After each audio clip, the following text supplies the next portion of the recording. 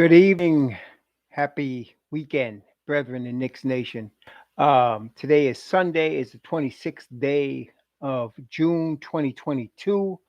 I hope that you're enjoying your weekend and that you and your family are healthy and safe today.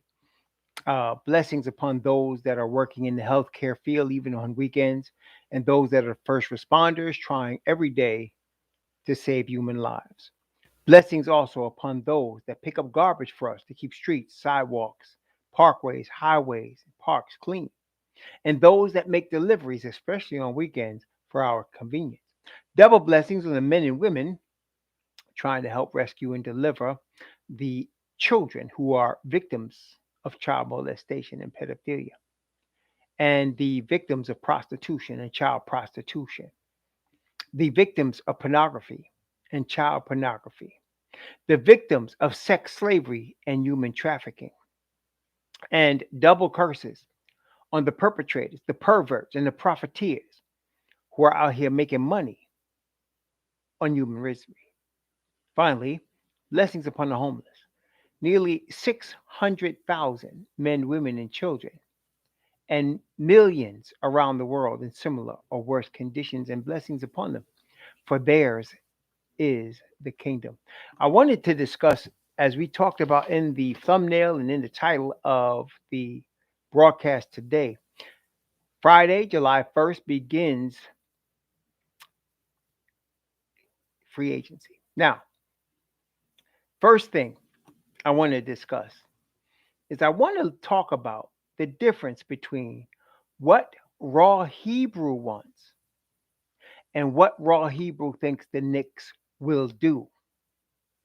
Some of y'all get confused between these two things and attribute things that I believe versus things that I said the Knicks would do. For example, in this draft, if some of y'all who were paying attention remember, I had three players as my top three: Jaden Ivey, Benedict Mathurin, and Jeremy Sohan. Mathurin I had picked from earlier, like January, as a Knicks possibility. After those guys, I was really looking at Tari Eason and Okai Agbaji. Now, the Knicks decided to go all in on Jaden Ivey. They could not get a deal done. They tried really hard, according to Ian Begley and according to other reports. They tried really hard to get a deal done with the Kings for Jaden Ivey. The Kings decided that they really were high on Keegan Murray. And they decided that their faith in Keegan Murray was greater than whatever return they would get for Jaden Ivey. That moved us to Detroit, which we had heard even this week that the Knicks were inquiring of Detroit's interest and other teams' interest in Jaden Ivey. Well, apparently Detroit was not going to take any deal for Jaden Ivey. They were going to pick him and stick with him. Period. End of story. And many people listen to the media. Okay, let me just make sure y'all understand. Media in general are Nick haters. They make money being negative about the Knicks. It doesn't matter who it is. If they're on a big platform, money is generated by being negative on the New York Knicks. I need y'all to understand that. Okay, because many of y'all don't get that. You take some of these content people on big platforms like ESPN, you take them seriously, and you really shouldn't.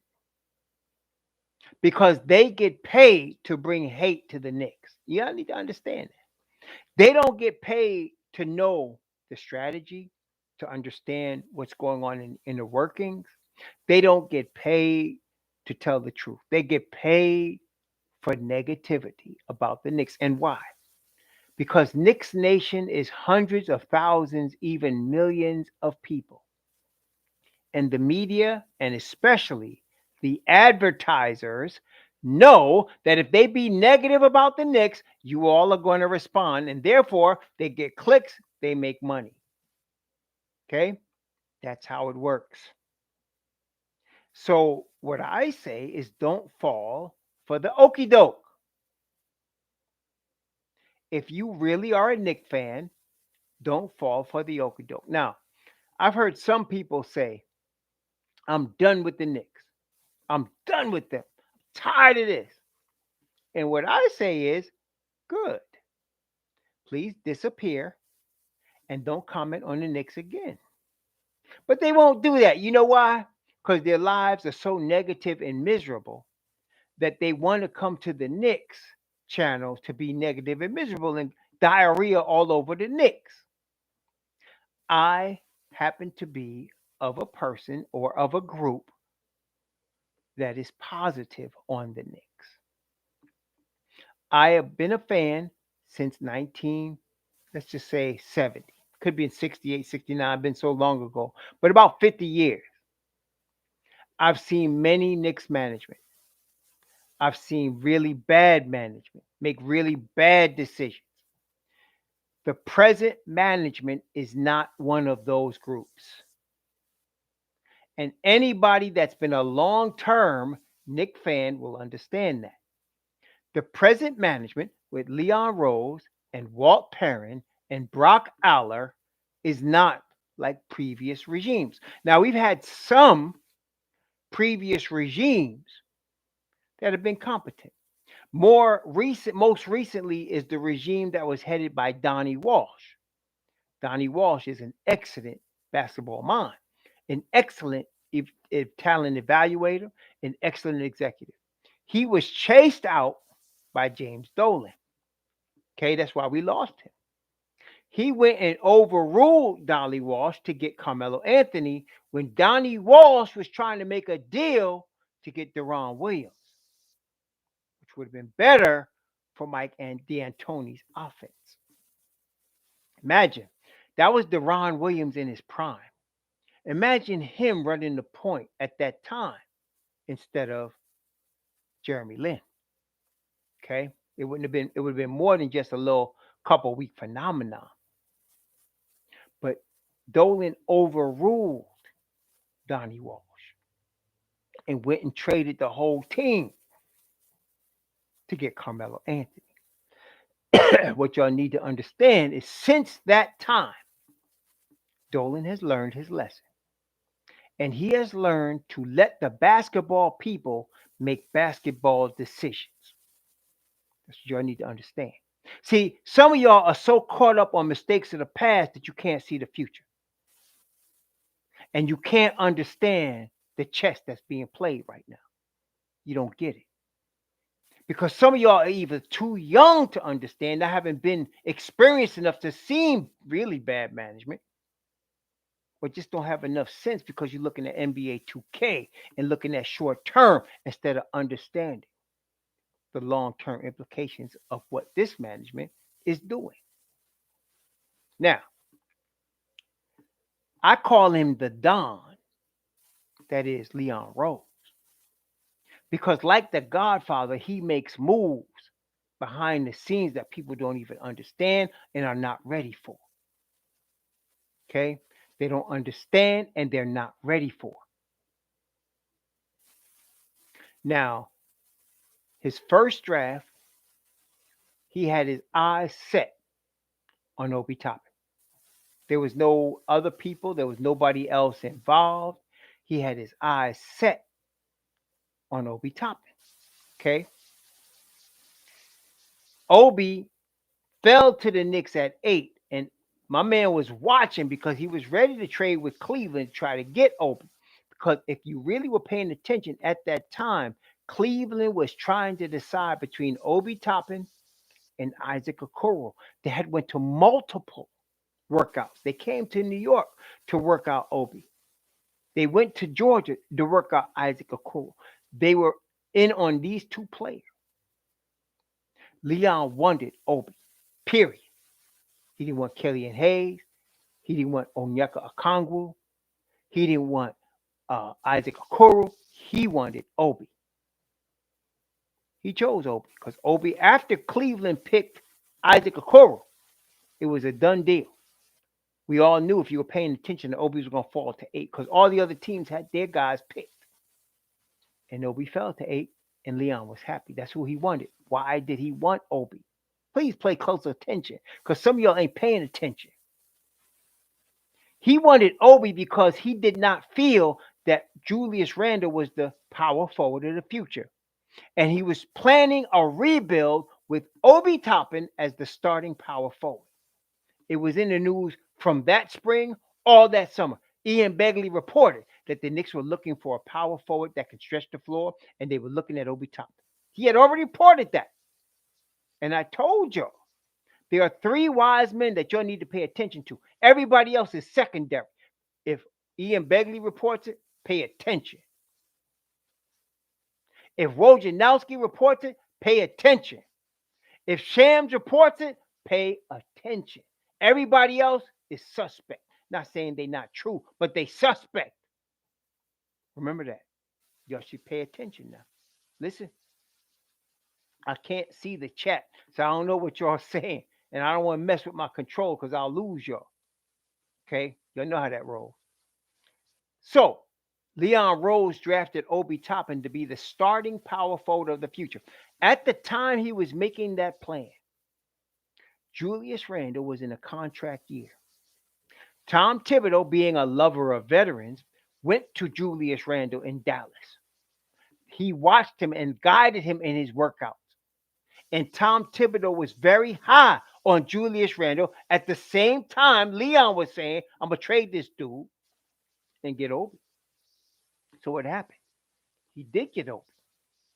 But Tom convinced him, obviously, to hold on and wait for Julius. In his contract year, Julius had an anomaly of a season. What do I mean by an anomaly? A season unlike any other season that he had. What do I mean by that? Julius had an all-NBA, all-star season. See, Julius had been averaging 20 and 10 almost since his rookie year, certainly since he went to New Orleans when the Lakers gave up on him. When he came to the Pelicans, since that time, he was averaging 20-10. The problem was his teams were losing. He did not make the players around him better. That's a fact. And in the season that the Knicks played where he was in his contract year, there were no fans in the stands. It was COVID season. And he played at a very high level. A 3-level score, 40% from 3, mid-range at the rim. He became a 3-level scorer, a high foul shooting guy. He played defense, which I had never seen him do. It was a contract year. Now, at the end of that season, I'm giving y'all some history now so you know where we at. Some of y'all just don't know what's going on. At the end of that season, Julius Randle was eligible for a $200 million contract based on being All-NBA and an All-Star. He was eligible for a $200 million contract. And there was a lot of talk in the media about him leaving to get $200 million. He was never going to do that because he's not worth $200 million. Leon signed him for half that. Did you hear what I said? Leon signed him for half that because that's what he was worth. Not only that, Leon understands this is a 4-year deal and we could trade this salary. Why can we trade this salary? The cap is $122 million. Your superstars generally take up 30 to 40% of your cap. Okay? Look at KD, look at Kyrie, 35, 40 million. Look at Kawhi Leonard, 35, 40 million. That's up to 25, 30, 35% of your cap. Julius was 20% of the cap.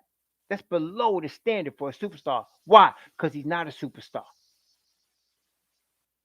Then the Don decided Tom wanted some vets. Tom wanted some offense. So he went and got Evan Fournier.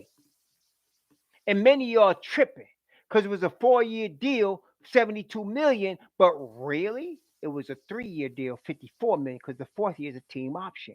But in the papers, when you see them quote Evan Fournier's deal, they quote 4 years, 72. Why? Because they know in Knicks Nation y'all start tripping. It was a short term deal, and that was the longest deal he put out there. Side Julius Randle. Then he signed Kemba Walker, who was a cast off from Boston, and then Oklahoma City bought him out for 2 years, 18 million. 2 years, 18 million. Pay attention. That ain't no long-term deal. Well, why would the Don sign Kemba for such a short-term deal? Just in case he didn't work out, number one. And number two, he knew he had Emmanuel Quickly and Deuce McBride that Tom pushed for. Listen, I'm trying to give you all the whole scenario. Okay? So now Kemba is playing. We find out during the course of the season. Even I didn't know before the season, because before the season, they interviewed Kemba and he said, I'm feeling healthy. He said, I'm 100%. He said, Boston was resting me unnecessarily and I'm back. I believed him. Believed him. Apparently, so did the Don.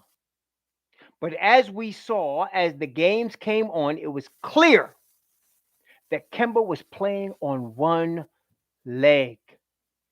Now, some of y'all will say, well, he should have known that before. That's some of y'all that think y'all GMs and don't sit in the GM seat, don't sit in the president of basketball operations seat in New York. You don't know what you're talking about. Because we all believed him. I believed him. Most of us believed him. But when the season went on, it took less than 15 games for us to understand that brother was playing on one leg. Period. He was a shell of what he had been as an all-star in Charlotte. Boston knew it. Now we found out. But we had him on a 2-year deal, just in case it didn't work out. Okay? Tibbs did not want him. And Tibbs came out so strong, he's out of the rotation. That's how bad he was defensively. Listen, Tom Thibodeau is your coach. No defense, no bueno. You're catching me? No defense, no bueno. No defense, no bueno. He was out. He's out of rotation. Period. Okay? Now, the mistake Tom made, Tom was going with Alec Burks. He had the audacity to actually say he's the best option we got at point guard. Major mistake. We all can see that now. Major mistake. We were calling for changes. Matter of fact, at the All-Star break, Worldwide West was calling for Tom's head, as we know now, reported by Ian Begley. Worldwide West said this season's debacle is on Tibbs. And we can all agree that is true. His reliance on veterans and his reliance on Alec Burks at the point caused us to be a losing team this year. But even so, let's look now. Be very careful, y'all, Knicks Nation. 37 wins. You know the last time we had 37 wins was the year when Mike Woodson was coaching. The year after, we had 54 wins. Between the Mike Woodson's 37 win season and the Tom Thibodeau 37 win season, we endured 17 win season, 19 win season, 21 win season. Come on, y'all. Come on now. Be real. So 37 is not as bad as 19, 17, 21. And that 37, if you want to be honest with yourself, you will understand it's because of Tom Thibodeau. If he had started Emmanuel Quickly, if he had played Deuce McBride more, which he admitted to Mark Berman after the season, we would have won more games than 37. Okay, we would have won more games. But we didn't because he stuck with Alec Burks and said that's our best option at the point guard. It was stupid. It was a mistake. Worldwide West was wanting that brother's head. But as we now know, the Don stuck with his boy. Because you don't just fire a dude after you hired him, after he gave you 41 wins. You don't just fire him because he make a mistake. He made a mistake. That happens, y'all. Understand that. Some of y'all got that battered wife syndrome, and you going back to Glenn Grunwald. Don't do that. You're going to Stephen A. Smith, and you listening to them fools. Don't do that. This is not that front office. Okay, this ain't Isaiah Thomas's front office. This is a collective. Walt Perrin, Leon Rose, Brock Allen, and Tom Thibodeau. They working together. Ain't nobody. Leon is the president, so he got the final say. But they working together. That's a collaboration. That's what we call in IT collaboration. Worldwide West collaboration. No one man decides, they do a group, and then Leon makes the final call. This is different. So he made a mistake. And as I think you have all heard by now, I think you have, the Knicks are really trying to deal Alec Burks. Why? Alec Burks is a good player, but Alec Burks was played out of position. What does that tell you? From Leon and Brock, Walt, and Worldwide, what does that tell you? They understand they need to take away Thibodeau's toy. Even though Alec Burks missed the fourth quarter. Alec Burks comes off the bench, can win some games for you. Tibbs don't understand that, so they taking away that toy from him. That's why they trading him first. Some of y'all tripping because they attached the first to Kemba Walker. Y'all need to stop tripping. Listen carefully to what I'm about to tell you. After last season, the entire NBA understood and understands that Kemba Walker is good for about 12 to 15 minutes a game. And that's it. If you play him more than 15 minutes a game, you're going to have a player on one leg. He was never the greatest defender, willing to sacrifice his body for offensive fouls, but he's too small, too weak to be an NBA level defender. Previously, his offensive prowess overcame his defensive deficiency, but now we passed that because he's playing on one leg. Someone would say, well, the Knicks could play him 12 to 15 minutes. Sure, they could. But are you trying to tell me that after Tibbs pushed for Deuce McBride, he shouldn't get them 12 to 15 minutes? Come on, y'all. Let's be real about this. Are we in the third year of a rebuild or aren't we? If we are, why are you discussing Kemba coming off the bench? Do we need 32-year-old Kemba when we got 21-year-old Deuce? Seriously. Come on, y'all. Stop listening to Stephen A. Smith and ESPN. Come on. Y'all know better. Okay? So now you got a situation where they have to get rid of Kemba. It's the hardest contract on the Knicks roster to move because everybody in the NBA know he's not even worth the $9 million. Everybody knows that. It's the hardest contract on the roster to move. So what did the Don do? He tried to get Ivy. Because why? Listen to me carefully, Knicks Nation. You and I might have liked guys like Atari Eason and Okai Agbaji. I love those two. I wanted them to be on the Knicks.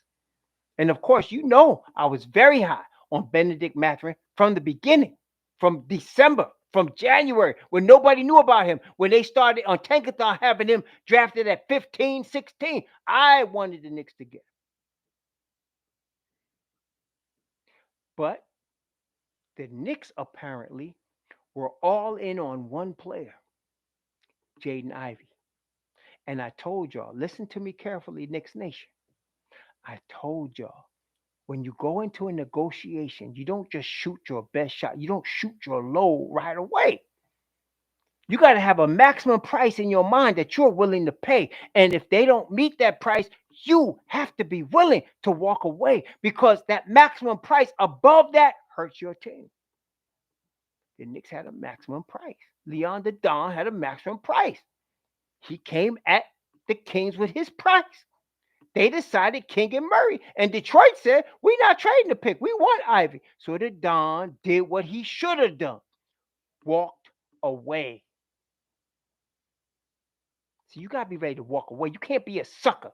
That's previous Knicks generation. We must get him at all costs. That's a sucker move. You don't get nobody at all costs. Because then you get played. You all understand that? The last thing we need is to get played. The Don wasn't going to get played. And I told y'all, some of y'all say you contradicting yourself. No, I ain't. Y'all just ain't listening. Some of y'all just listening halfway. I told y'all, I'd rather them trade down than sit at 11. You had Mark Berman talking about Johnny Davis at 11. You had a number of mocks talking about A.J. Griffin at 11. And I told y'all I wasn't high on those guys. I told you that. I said I wasn't sure Davis's separation ability would translate in the NBA. I told you that. And I wasn't high on A.J. Griffin because he's 18. He plays no defense. He has a lot of history of injury. I had him pretty much at the bottom of my list. Told y'all. After Ivy, Mathurin, and Sohan, I wanted Tari Eason. And I wanted Okai Agbaji. Those are the two guys I wanted. But the Knicks decided, this is the difference between what I want with the Knicks one. The Knicks decided it's only Ivy. And I can understand that. You know why I understand that? Because they figured, not being able to get a Mathurin or a Sohan, they figured Ivy would be the only guy that would get in the rotation this year. Y'all need to understand, Tibbs don't play no rookies, period. And I know y'all say he's the wrong coach, but that's an afterthought. He's the coach. Okay, he's the coach. Let's get over that whining and bibbling mess, man. He's the coach. So he wasn't going to play no rookies except Ivy. They couldn't get Ivy. So what did they do? They turned 11 into 3 firsts. That's at the end of the day what they did. Now, some of y'all tripping because they said they protected first. What the hell does we care? What you think? We're going to win a championship next year? Stop tripping. We in year 3 of the rebuild. Okay? Come on, y'all. We not winning no chip. We are a superstar. That's Mark Berman talk. I respect Mark Berman. I like Mark Berman. But he full of crap here. We don't need no superstar. We're not getting Donovan Mitchell. Come on. That's not happening. Let's be real. We're in year 3 to rebuild. Obi Toppin going into his 3rd season. Emmanuel Quickly going into his 3rd season. Mitchell Robinson, who I fully believe in, and been telling y'all they're going to re-sign Mitchell Robinson. Pay that man. He going into his 5th season at age 24. Okay. R.J. Barrett going into his 4th season. These ain't no rookies. Deuce McBride in his 2nd season. Quentin Grimes in his 2nd season. Jericho Sins in his 2nd season. These ain't no rookies. We need to play them. We need to. Let me tell you something. If you are, let's think about this now for a second. You picture yourself as Jericho Sins. You're Jericho Sins. Okay? Just picture yourself as Jericho Sins for a minute. You Jericho Sins. Okay? All right. You got a G League 2-way contract. That's what you got. $450,000. That's your contract. You were drafted 58th overall. But in the last part, the last 10, 12 games of the season, you're in the rotation. You're in the rotation, Jericho Sins. Now, here comes the draft. How are you feeling if the Knicks draft Jalen Duren? How are you feeling if the Knicks draft Mark Williams? You're Jericho Sims. How do you feel about that? Now, you see they didn't draft these cats. How are you feeling now? You know what you're feeling? They believe in me. They know I can back up Mitch Rob. And if you're Mitchell Robinson, how you feeling? They believe in me. I can move forward. Maybe I can finish my career in New York. See, y'all don't understand the importance of stuff like that. Y'all need to understand that. That's very important. Yeah, it's a business, but players got feelings too. And when you see your organization backing you like that, that gives you the unction to go forward. The Knicks show they believe in Mitch Rob. They believe in Jericho. They showed they didn't draft Malachi Branham. Where was he going to play? They didn't draft Johnny Davis. We don't know if he's in the NBA material. Maybe he's good, maybe he's not. We don't know. But we got Deuce McBride, who averaged 27 a game and 11 assists in the G League. We got him. Okay? How's he feeling? They believe in me. They're going to give me a chance. I'm getting the keys this summer. I'm going to show them what I can do. You have to understand these things, Knicks Nation. Don't just treat this as NBA 2K. These are guys. You understand? These are players. These guys we drafted. Some of you don't understand the importance of that. I don't expect ESPN, guys on daily news, dudes on whatever platform to understand that. But y'all, the Knicks Nation, should know. It's important to these guys that we stick to them as part of a long-term, sustainable winning culture. It's important that these players know we're going to ride with them. We're going to ride with you. We're going to follow your development. This ain't the Frank Ntilikina draft. This ain't the Kevin Knox draft. Okay? This is the Leon Rose draft. And he's showing these guys we believe in them. They did not draft Cam Reddish, and I told y'all he was the most likely trade chip. Why? Because Tibbs did not want him. Leon got him anyway. That was a little schism between Leon and Tibbs. Tibbs did not want him, and Leon got him anyway. Traded Kevin Knox, who wasn't going to play, who the Knicks screwed up, who came out too early with a first-round pick that they obtained from Charlotte in the draft. Thank you, Don. Wasn't the Knicks' own. It was Charlotte's. They traded that to Atlanta for Cam Reddish. Cam, to me, is number one option talent. I've been saying that. Cam Reddish is number one option NBA talent. But the big problem for Cam is for his first 3 seasons in the league, he's been unavailable. Tibbs don't play that, and I'm with Tibbs on this. You got to be available. I loved Frank Ntilikina. But the real plan is not that he sucked as a player. He was unavailable. He was stereotypical Euro soft. I'm going to be real with y'all. I love Frank Nitty. Did.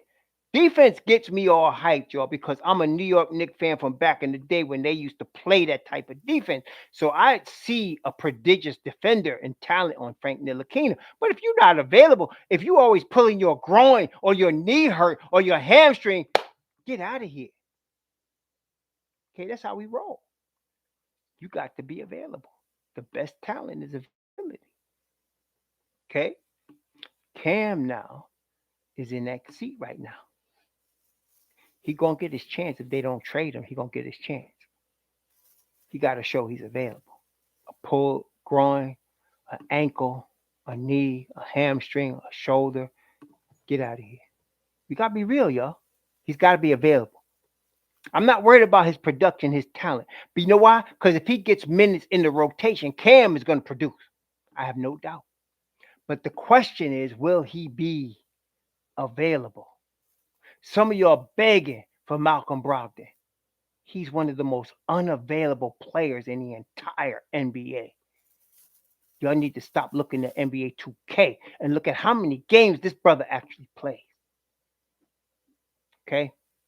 Be real now. He's unavailable. What, you going to pay him $22 million to play 30, 40 games a year and not be ready for the playoffs? Come on, y'all. Wake up.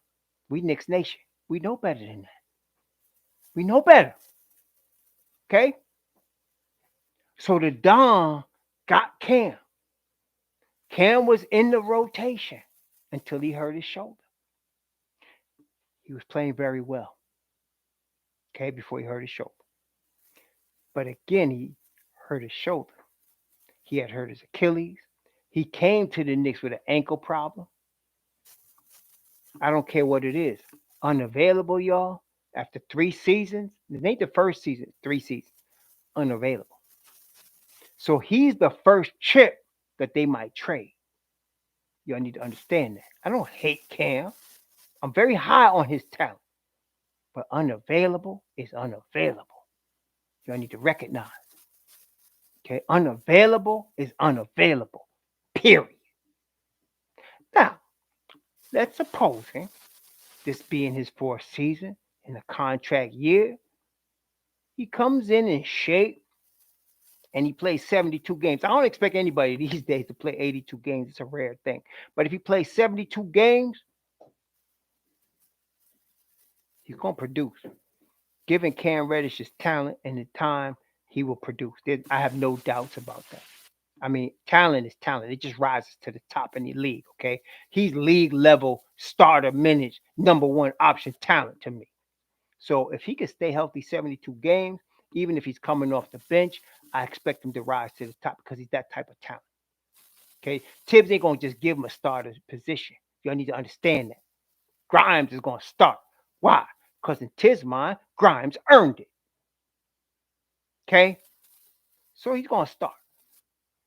And Grimes has got to prove himself available because he was hurt this past season as well. Okay? So we're going to see what happens here.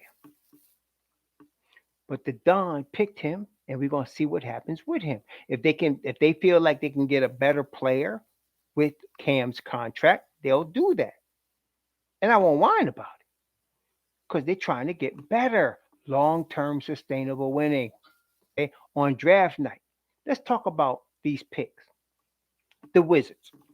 The first pick is protected 1 through 14, I believe. Now, you got to look at it like this. There's 30 teams in the league, right? So if it's protected 1 through 14, what you do is you subtract 30 from 14. Listen to me carefully. Look at the number 14. You subtract 30 from 14, that gives you 16. Listen to me carefully. Divide that in half. That gives you 8. What does that mean? That means Washington's got to be an 8th seed or better for the pick to convey to New York. Y'all understand that? They got to be an 8th seed or better for the pick to convey. They have that for the first 2 seasons. After that, it goes to 12. What does that mean? They got to be a 9th seed or better in 2025 for the pick to convey. Then it goes down from there. I believe it's something like 10 or 8. They got to be like 11th seed or better. There's a pretty good chance. Let me tell you this. By 2025, all 3 picks will convey. Okay? So some of y'all whining because they protected need to stop tripping. Okay? Then he's got 3 first rounders for the number 11 pick in a weak draft. The Don did that. Stop tripping. Okay? Stop tripping. Look at the facts. All right? Look at the facts. They can trade those 3 number ones. Now, let's talk about that. Obviously, I am not into Malcolm Brogdon. If the Knicks were to decide to be into Malcolm Brogdon, I would hope that they would get a pick for him from Indiana to take on that 3-year, $60-something million contract that ain't worth the paper it's written on with this injury-prone bum. All right? I don't think they're going to go there. Let's talk about Jalen Brunson. I am not into them paying $20 million or even I'm not into them paying that for Jalen Brunson, period. But I got to tell you, it is obvious the Knicks are high on Jalen Brunson. He may be the point guard they go and get. They must have some sort of private deal. Because I would think that he's not going to leave a 5th year on the table at 20 plus million with Dallas. I don't see why he would do that. That's 20 million. This ain't monopoly money. It's real money. That's $20 million. He's leaving on the table to come to a 4-year deal with the Knicks. Now, he might do it. Apparently, now the Knicks must know something you and I don't know because they are moving heaven and earth to try to get that brother. Now, I'm not into him. You know why? 20 million a year, 80 million, 110 million. I'm sorry. I'm not saying. I love the kid. I think the kid could play. I think he's heady. I think he's smart. He could probably lead us to the playoffs. Seriously, he probably could. But I want IQ and Deuce to get the minutes at rookie contracts. That's what I'm saying. Apparently, the Knicks don't feel that way. So they may get him. This Herron is what I'm saying to you, an example of what Raw Hebrew wants versus what I think the Knicks will do. I don't want the brother. Nothing against him. I don't want it. But I think the Knicks want him very badly. And they may get him. And if they do, I'm not going to whine about it. The day that they introduce him at the press conference with his uniform and Leon Rose on one side and Tom Thibodeau on the other, I'm going to be rooting because he's a New York Knick. He ain't no scrub now. I'd rather some other people get that position, but hey, I don't make the decisions. Then there's Dejounte Murray. Now, did you know that Dejounte Murray and Jalen Brunson are the same age? Yeah, they both 25 going into this season. Jalen Brunson came in later, because he was older, 4-year starter, whereas Dejounte Murray came in like a 20-year-old guy. But they're the same age. Dejounte got an ACL, but he got it young enough so that he recovered fully, obviously, this year. Looking at it, I looked at both of them, and I'm gonna try to be objective with y'all. Some of y'all may not agree, and that's fine. Y'all got Knicks Nation got varied opinions. That's all good. But let me tell you what Raw Hebrew thinks. Dejounte's the better defender. He's the better defender. He cannot shoot threes. He's in the low 30 percentile shooting threes. Okay, good foul shooter. Okay, gets to the rim, but they will back off of him. Jalen is a better three-point shooter by far. Okay, better offensive mind, better at the offensive IQ. And even though he's 6'1" and he can't play the defense that you would like, he gives his all on defense. He's not Kemba Walker on one leg. You know what I'm saying? There's a big difference. He's not Kemba Walker on one leg. He's going to fight. You're going to scratch. He's going to fight every inch. You got to, you're going to come in. You got a night of hell when you're dealing with Jalen Brunson. And that's cool. I would rather IQ induce fight for those point guard men. Honestly, I would rather that. But realistically, I think they're going to go after Brunson. Now, Dejounte, they saying the Spurs want 3 picks. We could do that. We could do that. We got 3 picks. We could do that and send the contract over there. Some of y'all are looking for Julius Randle to go over there. I'll tell you why if that happened, I'll be happy. But I'm gonna tell you why that don't work. Pop is an off-ball movement coach. If you watch Spurs offense, watch any film on the Spurs, you will see off-ball, they move better than any team in the NBA. Off the ball. You'll see 3 dudes doing something on one side and 2 dudes doing something the other continually. They're moving all the time. Okay. Julius is not exactly your off-ball movement dude. Okay, that's not him. Just telling y'all. Okay. So I don't see why the Spurs would want him. Okay, that's my thing. That's what I'm saying. Maybe I'm wrong, but that's what I see. Okay. He's not an off-ball movement type of dude. He stands around type of dude. Okay. Stand at the 3-point line and brick type of dude. Go down low type of dude. Craig Bofovich don't play that. I'm just telling you. Okay. So I don't know if that will get done unless Julius is not involved, but you're going to need some salary because my man makes 16 mil. So you need some salary. Maybe Evan Fournier. They like shooters in San Antonio. But then again, he don't play defense either, but he's at least an off-ball movement type of dude. I can see that. Okay. So we got to see what happens here. 3 first, Evan Fournier, maybe Alec Burks. I don't know. That's possible. It's possible. But I'm not going to put my hopes up. I'm just telling you, it's possible. Okay. Brunson is more likely. Then there's DAngelo Russell. DAngelo Russell plays no defense. He's ball dominant. He would not fit in the Knicks offense. And he plays no defense. But what is it about DAngelo Russell? 2 things. Number one, he's an expiring contract. He's expiring. He's only 25, 26. Also, he's a gamer. What does that mean? That means homie shows up when you need a shot. He don't freeze up. He shows up. Y'all in New York know what that means. He don't freeze up. He shows up. When you need a basket, D-Lo's a dog. Okay? Of course, he going to make us mad when everybody's blowing by him like Matador D. You're going to hear Clyde say Matador D multiple times with that brother. But I'm just saying, he's an expiring deal. Okay? So that's all I'm saying. So then there's Collin Sexton. Restricted free agent. Cleveland, Darius Garland. They just drafted Okai Agbaji. Rookie deal. I can't see them keeping Collin. Not at 20 mil. The Knicks could do that. Collin Sexton, he's a little wild. I will give you that. He's not the heady type of dude, not the high IQ Jalen Brunson type of dude, but he's a daggone dog. You will not see Collin Sexton on the court and not realize he's on the court. You will know he's there. Okay? He's a dog. Not only will he take the big shot, he will create stuff out of nothing.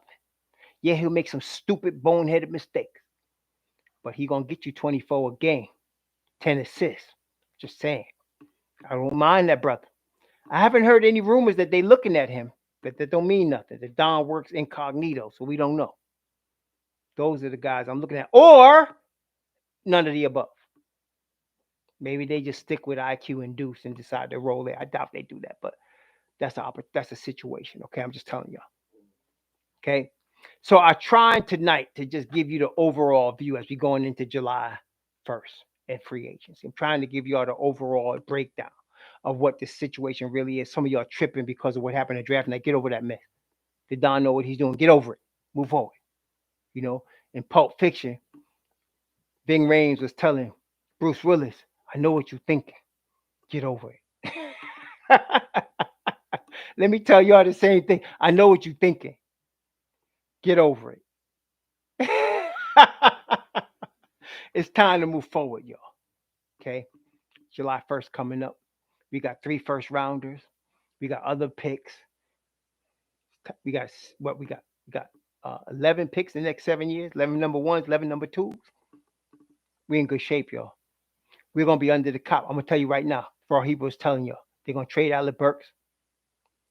They're gonna get rid of Nerlens Noel. Even if they gotta attach a pick, they're gonna get rid of Nerlens Noel. They don't need to attach a pick to get rid of Burks because playoff teams will want Burks. He's that type of dude. Okay, just so happened that Tibbs don't understand he's not a point guard. But anyway, you open up them two, that's 20 million approximately, plus the 9 million they got rid of with Kemba, you got 29 million. Plus the raising of the cap, you got 30 million. Plus you waive Taj and sign him on the NBA minimum later, you got 35 million. The Knicks gonna be in good shape, y'all. Don't trip, okay? Just watch. Watch the Don do his work, okay? If we end up with just IQ and Deuce, I'm good. If we end up with Brunson, I don't like it, but I'm good. If we end up with Collin, I'm good. If we end up with D-Lo, I don't like it, but I'm good. Please don't end up with Brogdon. I wouldn't like that. But that's the scenario, y'all, I'm trying to run by y'all. Y'all get me? I'm not seeing the chat, so I don't know what y'all saying. I'm hoping y'all get me, okay?